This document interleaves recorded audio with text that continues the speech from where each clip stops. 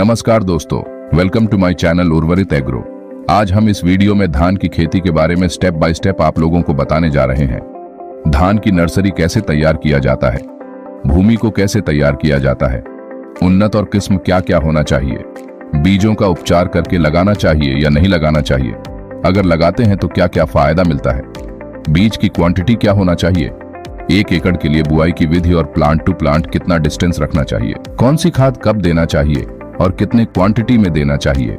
उसके अलावा सिंचाई के बारे में बात करेंगे।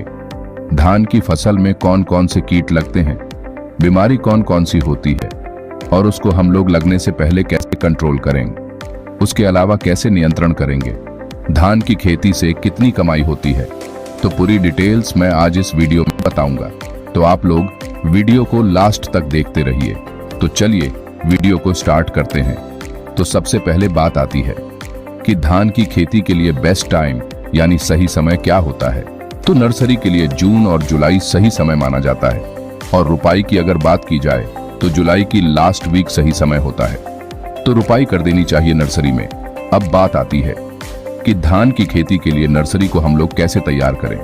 तो 15 से 20 दिन पहले देसी हल या ट्रैक्टर से 1 से 2 बार जुताई कर लेना चाहिए। जिस दिन सीड सोइंग करेंगे तो नर्सरी में उस दिन से पहले खुरपी या हाथ से खरपतवारों को साफ कर लेना चाहिए। उसके बाद ही बीजों को डालना चाहिए। बीज डालने से पहले बीज उपचार करना बहुत ही जरूरी होता है दोस्तों। तो बीज उपचार के लिए 150 ml HHV 1 एकड़ के लिए पर्याप्त होता है दोस्तों। तो दोस्तों HHV को सीड में अच्छे से मिलाकर आप लोगों को बीज उपचार करने के बाद ही सीड को नर्सरी में डालना चाहिए। उसके बाद खाद के रूप में DAP और HHV देना चाहिए, क्योंकि HHV एंड DAP पौधों को ग्रोथ करने में काफी अच्छी मदद करता है। उसके बाद गोबर की खाद ऊपर ऊपर थोड़ा डाल देना चाहिए। फिर उसके ऊपर हल्की हल्की सी मिट्टी डाल देना चाहिए। तभी आप लोगों को कुछ दिनों बाद अच्छा रिजल्ट देखने को मिलेगा कि जो नर्सरी है वो अच्छी तरह से तैयार हो जाएगी।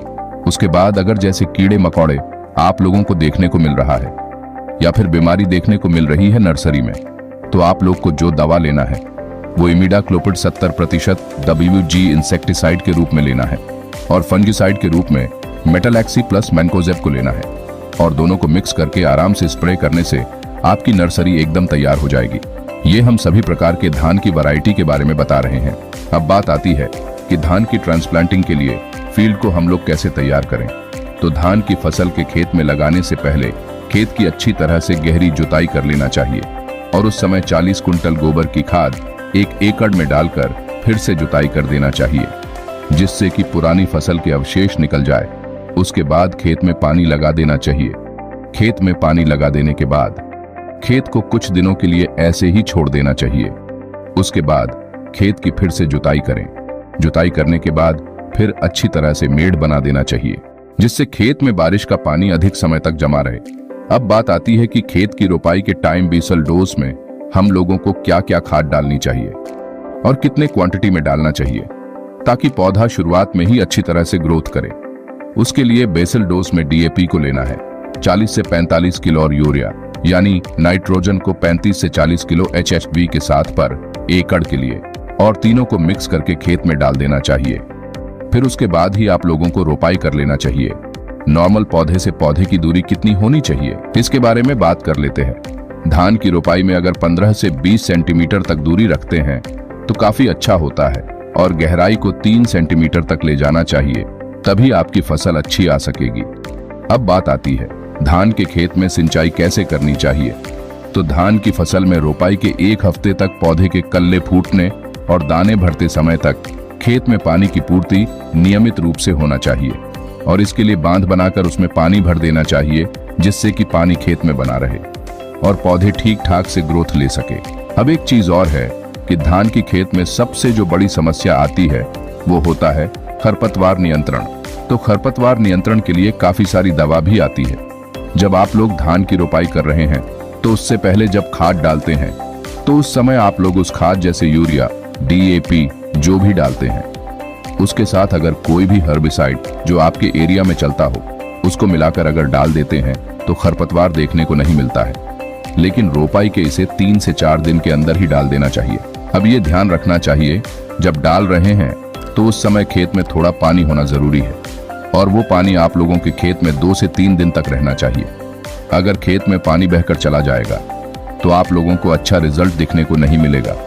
अगर हर्बिसाइड को आप लोग डालते हैं तो आप लोगों की खरपतवार की दिक्कत खत्म हो जाएगी। अब धान की खेती में जो सबसे इंपॉर्टेंट टॉपिक होता है वो होता है फर्टिलाइजर यूज, यानी खाद डालने का शेड्यूल या फिर खाद डालने की क्वांटिटी, और कौन सी खाद कितने क्वांटिटी में और कब डालना चाहिए। तो इसके बारे में आप लोगों को डिटेल्स में जान लेना चाहिए। तो सबसे पहले जब धान की रोपाई को 7 से 15 दिन हो जाता है तो उस टाइम पे आप लोगों को पर एकड़ डीएपी 25 से 30 किलो, यूरिया 25 से 30 किलो और होमोयो हर्बल वाइटलाइजर 500 ml का प्रयोग करें। और सेकेंड डोज यानी 25 से 30 दिन के अंदर अब उस टाइम पर आप लोगों को पर एकड़ 500 ml वाइटलाइजर, कारटॉप 4 किलो और 30 किलो यूरिया तीनों को मिक्स करके अपने खेतों में डालना है, ज्यादा ब्रांचेस के लिए और बीमारियों से बचने के लिए। इसी तरह तीसरे डोज के लिए जो कि बाली आने से पहले डालना है वो ये है बोरोन और पोटैश 600 ग्राम और HHV 500 ml पर एकड़। इससे आपकी बालियां मजबूत बनी रहेगी और पैदावार क्वालिटी को अच्छा करेगा। अब बात करते हैं सकिंग पेस्टिसाइड्स के लिए। वैसे तो जरूरत नहीं पड़ेगी, लेकिन अगर प्रॉब्लम आती है तो आप ये दवा मार्केट से ले सकते हैं, इमामेक्टिन बेंजोएट 5% SG, जो कि 20 ग्राम एक टैंक में मिलाकर स्प्रे करवा लें। तो दोस्तों, आप पैडी धान की हार्वेस्टिंग के लिए ये विधि अपना कर देखें और हमें उम्मीद है कि इससे आपकी पैदावार में कोई कमी नहीं होगी। और आप हमें अपना फीडबैक हमारे कमेंट बॉक्स में देते रहिए।